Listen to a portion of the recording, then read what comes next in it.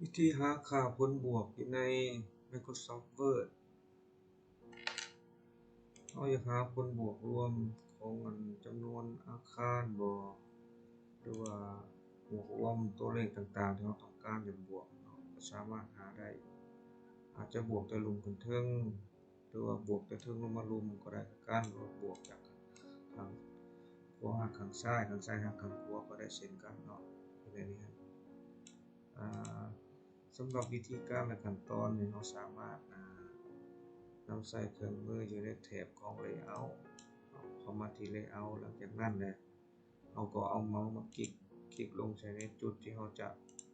บวกเนาะคือเราคลิกใช้พื้นที่นี่หมายถึงว่าเราจะบวกแต่ถึงลงมาลุมนี่เนาะถ้าว่าเราอยากบวกแต่ลุมกันเทิงเราก็เอาเมาส์มาคลิกใช้ด้านเทิงแล้วก็สามารถบวกได้เอาไปเบิ่งกันเลยว่าเราสามารถบวกได้จังไดหลังจากที่เราเข้ามาที่ Layout แล้วเอาเมาส์มาคลิกใส่นี่ใส่จุดที่เราจะบวกนี่คือบวกแต่เทิงลงมาลุมจากนั้นก็มาที่ Formula นี่เนาะ Formula นี้มันก็จะโชว์ออกมาว่าเป็นsum above จากที่เทิงลงมาลุมนี่เนาะหลังจากนั้นกดโอเคเข้าไป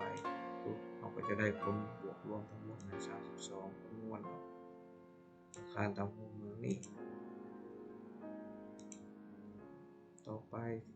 ห้องต่อไปก็เฮ็ดคือกันเนาะเอานี้บวกได้ถึงลงมาลงบัดนี้ในกรณีเราอยากบวกแต่ขวาหาซ้ายเด้เราก็เอาเมาส์มาคลิกใส่ด้านขวานี่ด้านซ้ายมือนี่เนาะจากนั้นก็มาที่ Formula อยู่ในนี้มันจะเป็น above เนาะอันนี้เราก็ใส่เข้าไปว่าในห้องตัวนี้เราก็เป็น sum right จากนั้นกดโอเคเราก็จะได้ตามนี้เนาะ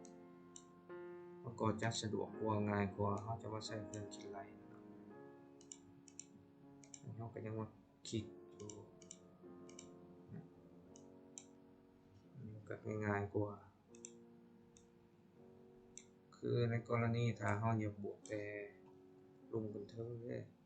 เราก็สามารถเข้ามาที่เอาเมาส์มาคลิกใส่ด้านเทิงเนาะแล้วก็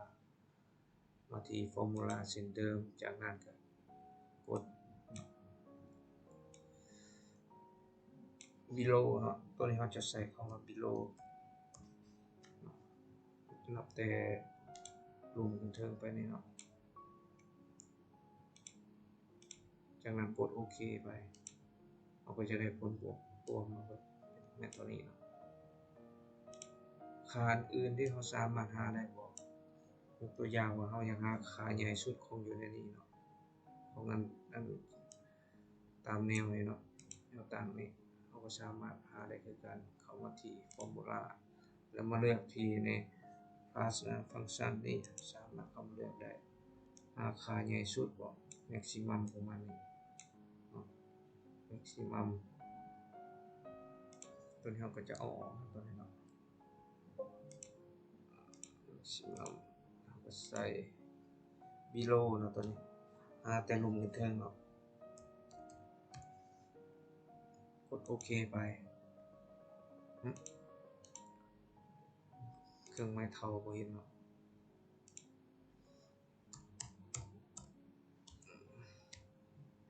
below เนาะก็จะได้โอ้ตัวนี้ยังเป็นซ้ำอยู่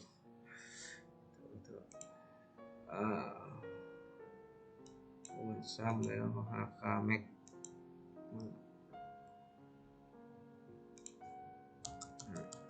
ลืมออกจากแบบบ่ได้นะ below เนาะนี่กดโอเคไปนี่เราก็จะได้ค่าใหญ่สุดเนาะค่าน้อยสุดก็คือการเฮ็ดคือการขั้นตอนเดียวกันตัวนี้ก็มาที่ min เนาะน้อยสุดซ้ำมันจะเป็นค่าเริ่มต้นให้เลยอยู่นี่แล้วเอามาคลิกใช้วงเล็บแล้วก็ใส่แต่ลุมเทิงคือกันเนาะโอเคนี่ตำแหน่งนึงเนาะ โอเคสำหรับคลิปวิดีโอนี้ก็มาแนะนำเพียงเท่านี้เกี่ยวกับการหาค่าต่างๆค่าบวกค่าใหญ่น้อยบวกซ้ายบวกขวาไปลุมขึ้นเทิงหรือว่าค่าเฉลี่ยต่างๆก็ได้อยู่ใน Microsoft Word เนาะทุกรุ่นสามารถหาได้เลยมาที่ฟังก์ชันมาฟอร์มูลานี่อยู่ในแท็บ Layout เนาะโอเคขอบใจ